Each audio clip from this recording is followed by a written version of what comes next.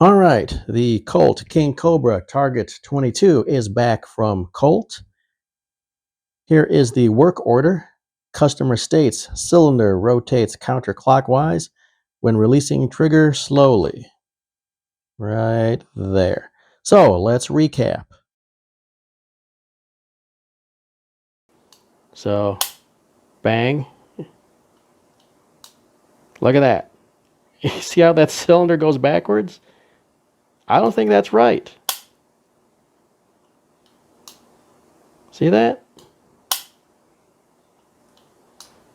Does that look right to you?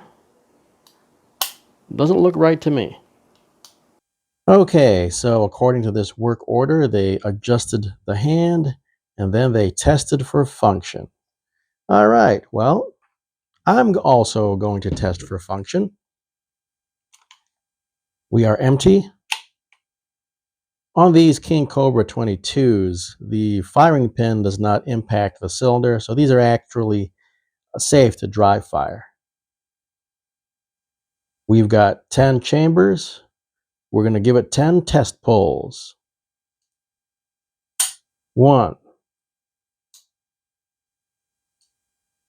2, 3. Whoa.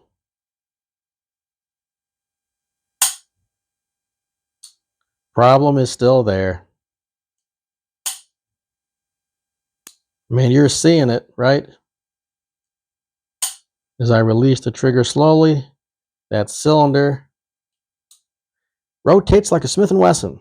So, yeah, uh, it's a Smith & Wesson at heart. It wants to turn the Smith & Wesson way. Look at that. It's a Colt on the trigger pull and a Smith & Wesson on the trigger release. It's a hybrid.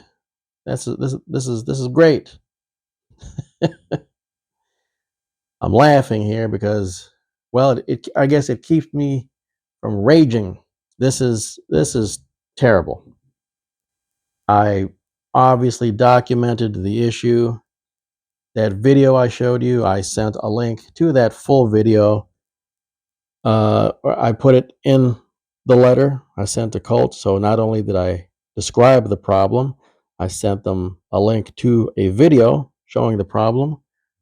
The customer service rep I talked to, I asked if he had an email that I could send the link to. He gave me his email. I sent him the link. He looked at the video. So I'm not sure.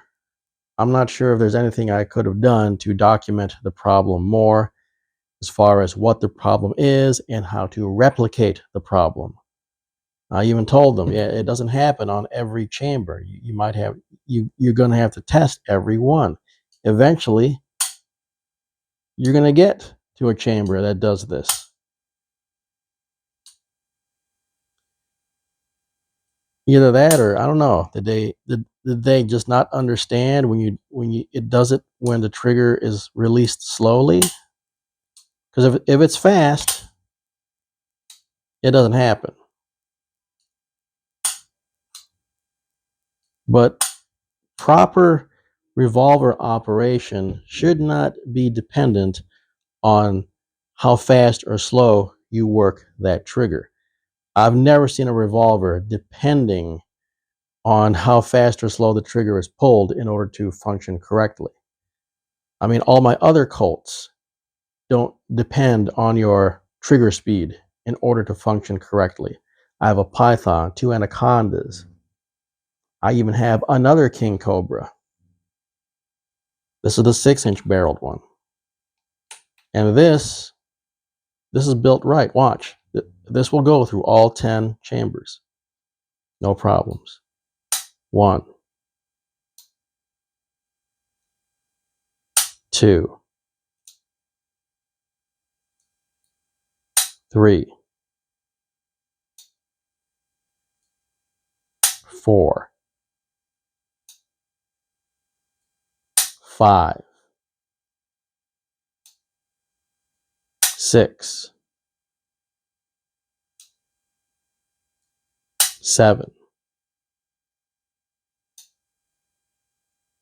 8, 9,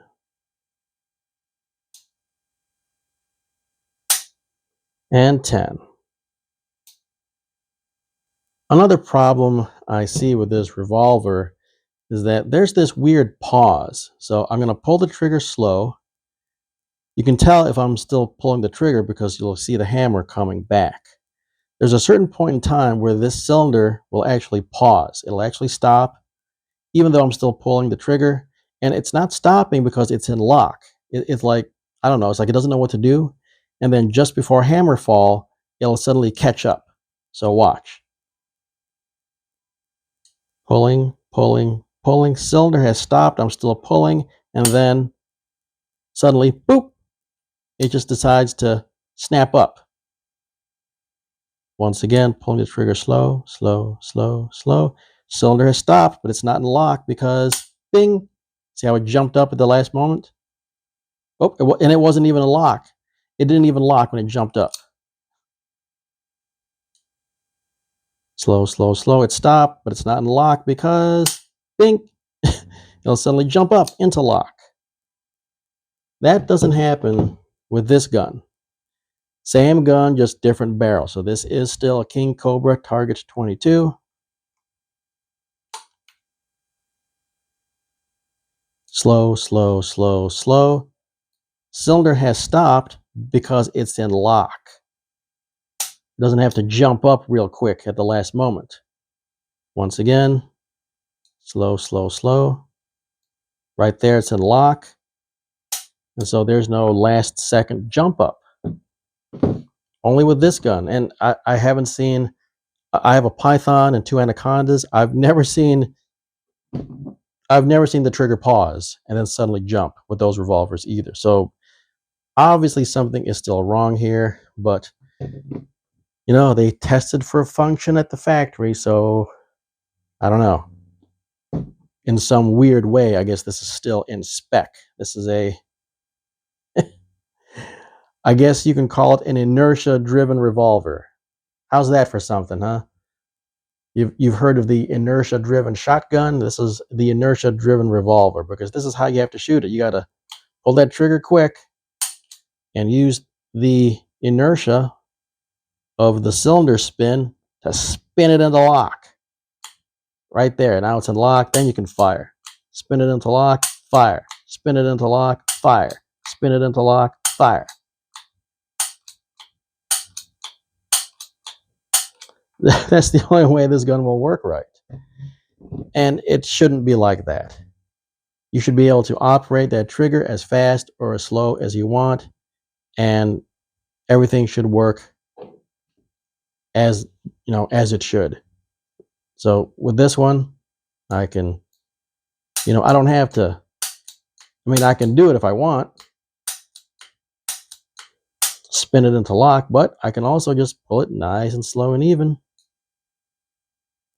and it's still locked, and bang. Whereas with this gun, there's that pause, and then the jump. Okay, it locked that time, but you saw it one time, it jumped, and it still wasn't in lock. Let's see if we can replicate that.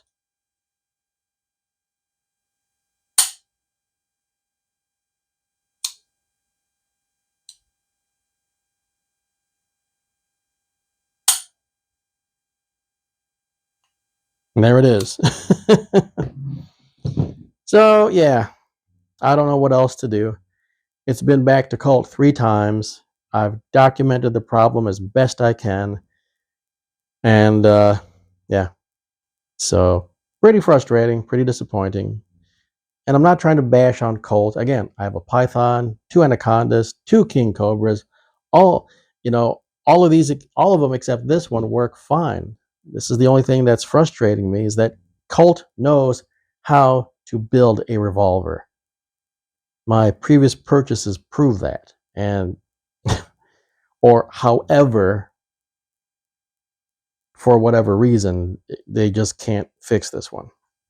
Oh, well. So if you're going to buy a Colt King Cobra 22, If you buy it online, be sure to properly inspect it at the FFL. Check for these trigger issues.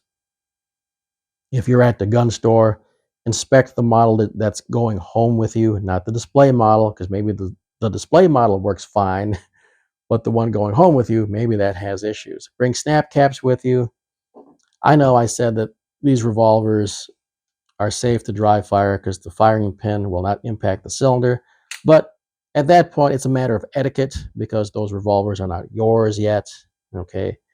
Any gun that has not been transferred to you yet is technically not yours yet. So, it's kind of like if you take a car for a test drive. You don't slam the doors, right? You don't do that hard brake. It's not going to hurt that car if you slam the door, but it's considered, bad manners. So, anyway, all righty. Thanks for tuning in. Catch you all next time.